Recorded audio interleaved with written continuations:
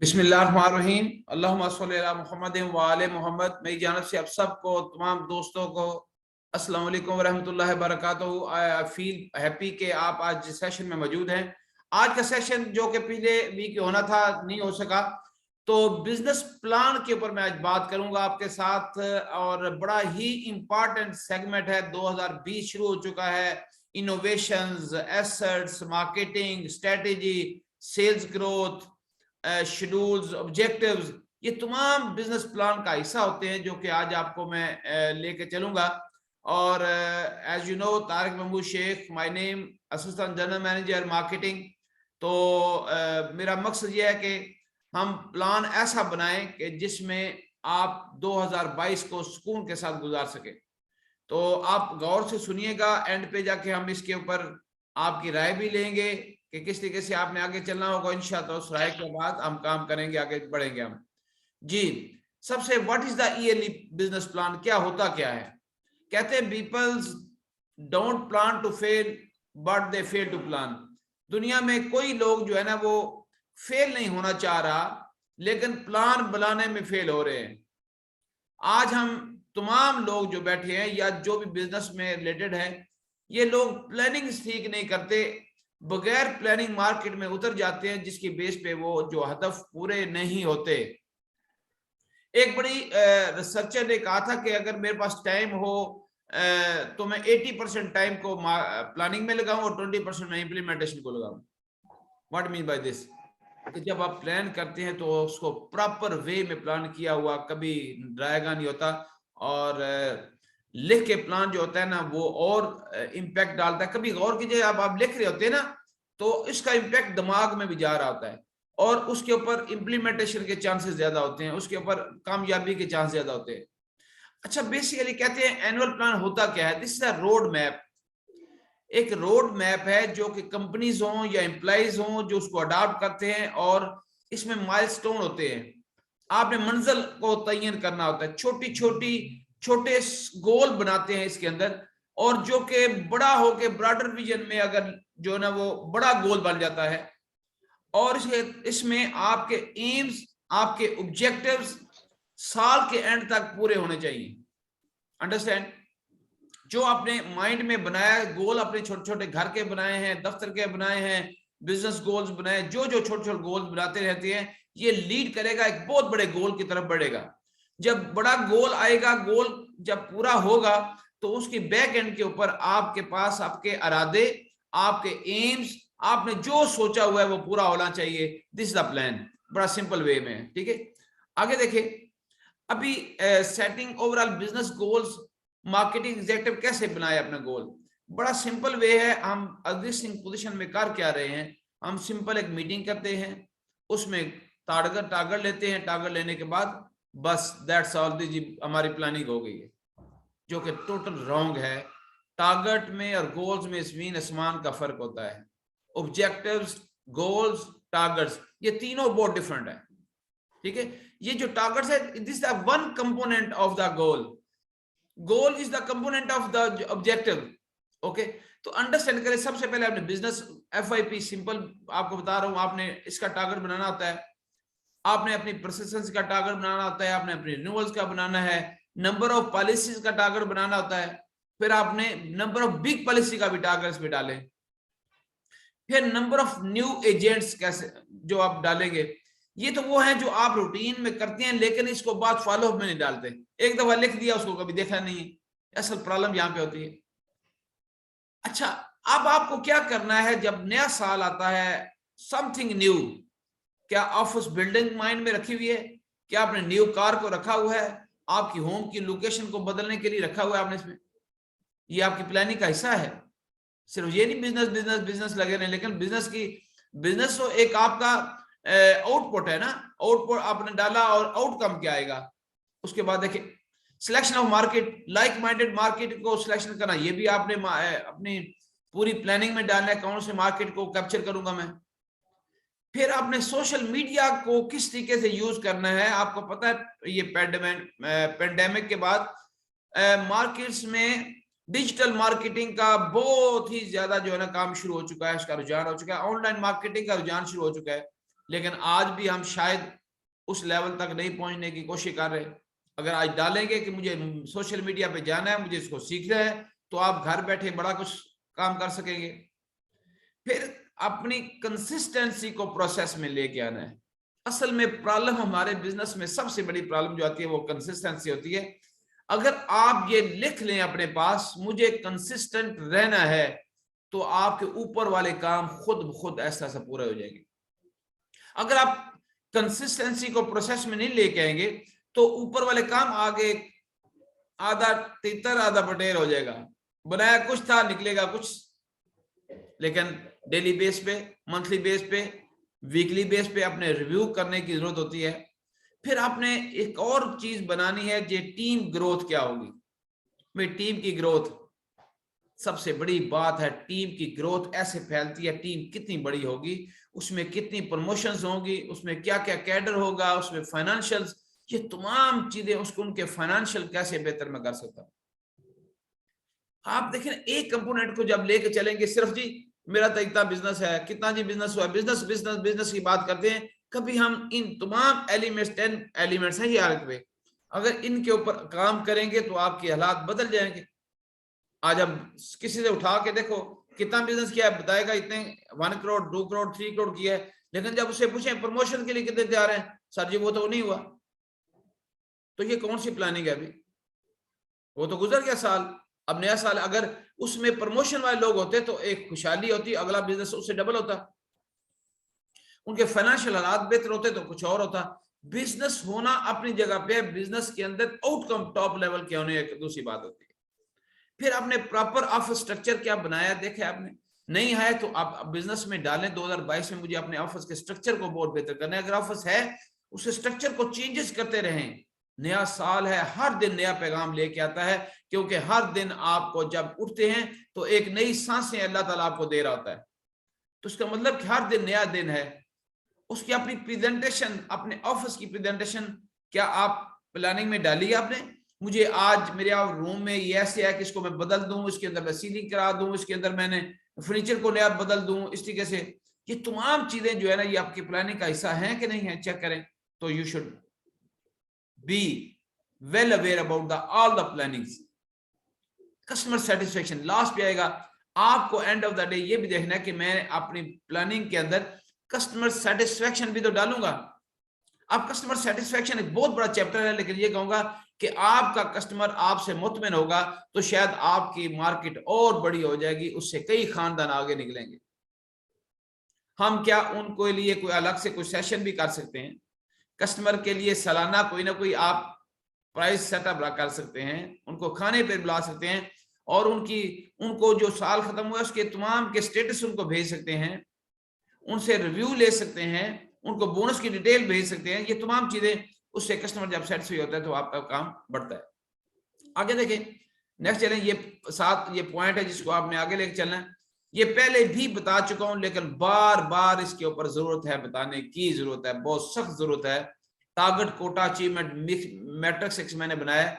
आप अपने आप को चेक कीजिएगा, आपके टारगेट जब देते हैं, जब गोल बनाते हैं, उसका कितना अचीवमेंट होता है ओवरऑल। कभी आप गौर करें तो आपका 30%, 40% या 50% से भी बहुत कम होता है, अचीवमेंट होता है। करोड़ का टारगेट बनाया था, महीने का 10 लाख दिया था, 4 लाख हुआ है। साल का करोड़ का बनाया था तो 30 लाख हुआ है।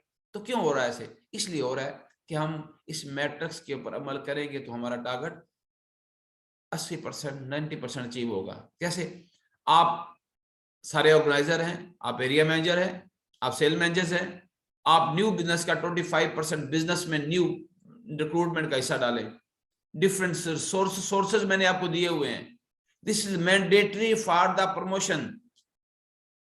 ओके, 25% कोटा यहां से लें थ्रू एग्जिस्टिंग एक्टिव टीम। जो आपकी एक्टिव टीम है जिसके ऊपर हर वक्त आप लगे रहते हो, उसमें सिर्फ 25% आपके पास आएगा। ठीक है जी। एक्टिवेशन ऑफ नॉन एक्टिव लोगों को, जो नॉन एक्टिव उसको एक्टिव करो। फिर थ्रू पर्सनल सेलिंग, अपनी डायरेक्ट सेलिंग भी आप कर सकते हो, 25% बिजनेस यहां से निकालो। Through promotion quota, team development and activities में SM2, AM, SR2, SM mandatory है फॉर द प्रमोशन के लिए भी 25% यहां से निकालो। तो मैं एवरेज आपकी अचीवमेंट 80 to 90% होगी। आज हम कर क्या रहे हैं, रिक्रूटमेंट हम नहीं कर रहे, जिसकी वजह से 25% गया, बाकी 75% रह गया। प्रमोशन पे काम नहीं है, 25% पे निकल गया। अब आपके पास 50% रहता है। 50% में से आप रिजल्ट ले रहे होते हो, और 50% में रिजल्ट आप क्या ले सकते हो, 40% ले सकते हो ना, 30% ले सकते हो, 45% ले सकते हो। वही हमारा काम हो रहा है कि हम 50% में से रिजल्ट निकाल रहे होते हैं। जब 100% का निकालते हैं तो वो 20-30% बचता है। तो प्लीज इसको अजबर कर लो, ये मेरा फार्मूला है, कामयाब रहेगा। और कारोबार के मंसूबे कैसे लिखने हैं, कैसे करूंगा इस कारोबार को बेस्ट करूंगा, उसके ऊपर आपको चंद हिकमत अमली बताता हूं मैं आपको। एक सालाना मंसूबा बनाने के लिए आपके की माजी की कारकर्दगी और मुस्तकबिल के तखमीनों के जायजे पर मबनी हिकमत अमली और हिकमत अमली की मंसूबा बंदी की जरूरत होती है। अंडरस्टैंड? सबसे पहले अर्ली स्टार्ट करें, आपने हर काम को अर्ली स्टार्ट करें। जैसे दिन का आगाज शुरू में रोजाना जल्दी करेंगे तो आपका दिन बहुत अच्छा गुजरेगा, आप कामयाब होंगे।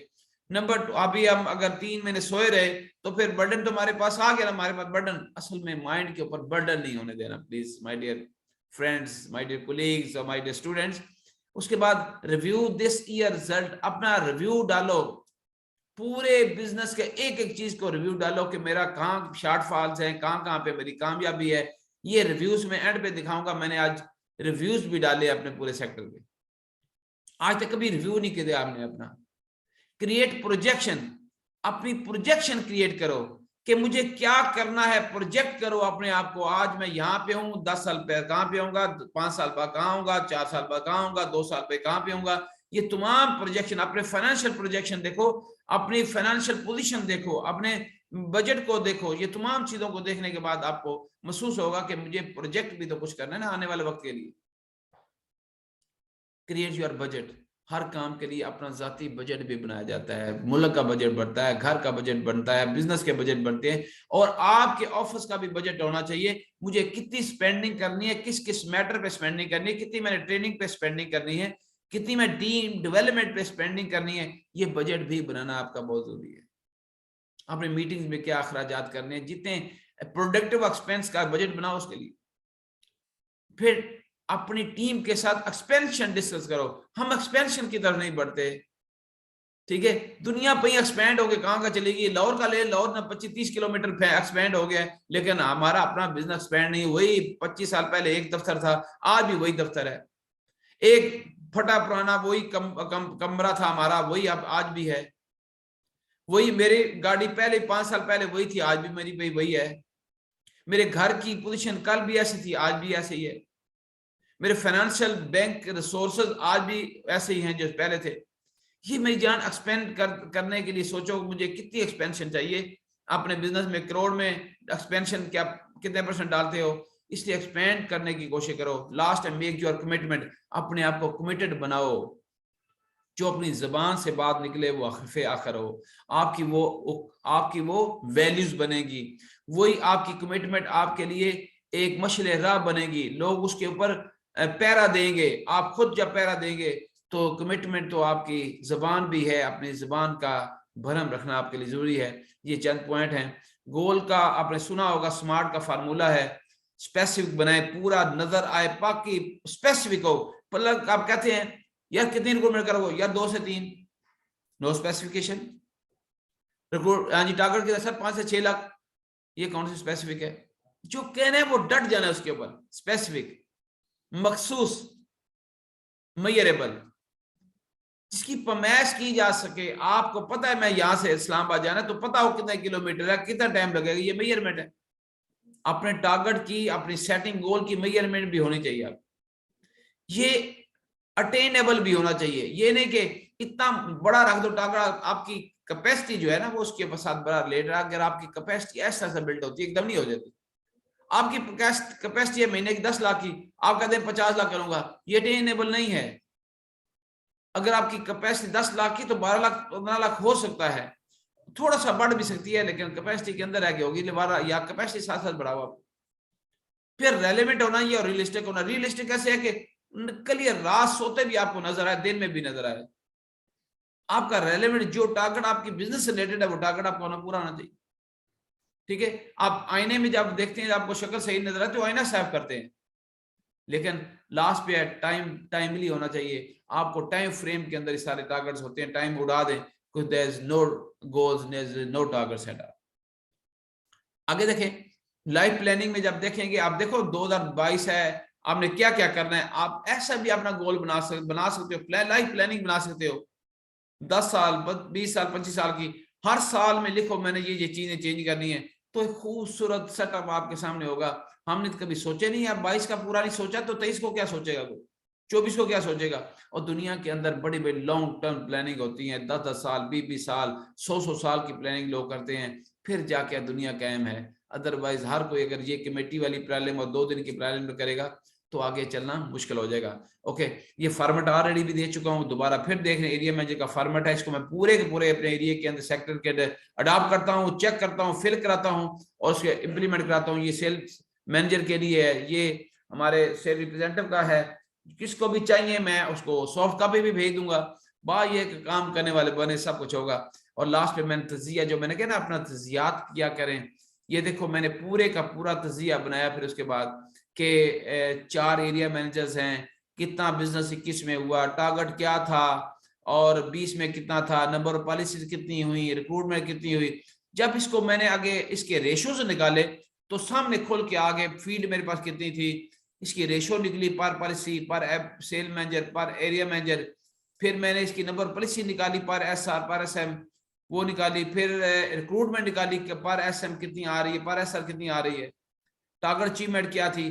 तो एंड पे इंप्रूवमेंट की तरफ जब बढ़ा तो इंप्रूवमेंट रिक्वायर्ड इन 2020 में क्या थी कि मुझे शॉर्ट फॉल है मेरी रिक्रूटमेंट के अंदर, मुझे रिक्रूटमेंट करनी है, मुझे नंबर पॉलिसी भी मेरी बहुत कम है, पर एवरेज बहुत कम है। फिर मैंने देखा कि न्यू बिजनेस जो है ना, न्यू रिक्रूटमेंट से नहीं आ रहा हमारा।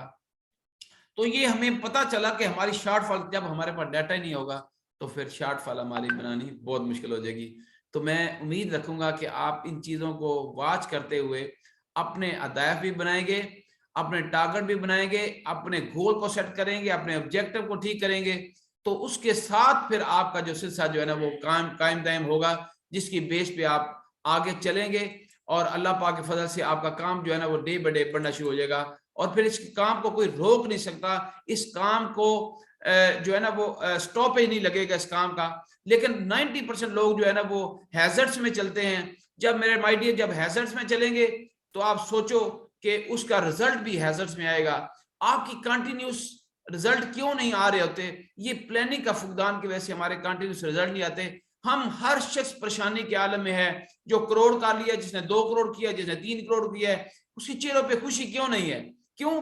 कि उसको पता नहीं है, कभी अपनी टारगेट से ज्यादा निकल जाता है, कभी बहुत पीछे चले जाते हैं। मतलब कि लाइफ के अंदर एक कंटिन्यूस एफर्ट नहीं है। लाइफ के अंदर हमारे अंदर वो जो थिंकिंग प्रोसेस है वो रुक जाता है। हम इसको भी ऐसे ले लेते हैं जैसे जॉब ऑर्डर कास्टिंग की तरफ हम लेते हैं कि जॉब ऑर्डर है, नहीं, ये हमारा बिजनेस प्रोसेसिंग है। प्रोसेस जो जैसे है ना, आप फैक्ट्री में चले जाएं, पूरा पूरा साल फैक्ट्री बंद नहीं होती। टेक्सटाइल में चले जाएं, किसी फैक्ट्री में चले, साल में एक दफा उसकी ओवरऑल करते हैं, उसके साथ पूरा साल मशीन चल रही रहती है। फिर जाके वो अरबों की खरबों की जो है ना वो जो निकालते हैं, अपने धागा निकलता है, उसमें कपड़ा निकलता है। लेकिन हमारे पास हमारी कमी ये है हो चुकी हमें कि हम उसको आज के दिन को सिर्फ ट्रीट करते हैं, कल को ट्रीट करते हैं। Please try to understand. ये इतना खूबसूरत सेटअप आपको लोगों के लेके आया हूं कि मैं उम्मीद रखूंगा आप इस पे अमल करेंगे। इसके बाद आपके लिए मेरे प्लानिंग रिक्रूटमेंट पूरी थ्रू आउट रिक्रूटमेंट शुरू हो जाएगी। और बार बार जो मैं चीजों को आपको दे रहा हूँ, मेरी जान, इसके पीछे बहुत रिसर्च करनी पड़ती है, अपॉइंटमेंट बनानी पड़ती है, फिर जाके मैं पता नहीं कहाँ से ये भाग दौड़ करता हूँ अपने टीम के लिए। क्योंकि जब टीम के लिए मैं कुछ करूंगा तो अल्लाह पाक की जात उस पर बरकत डालेगी। Thank you very much and Allah Hafiz.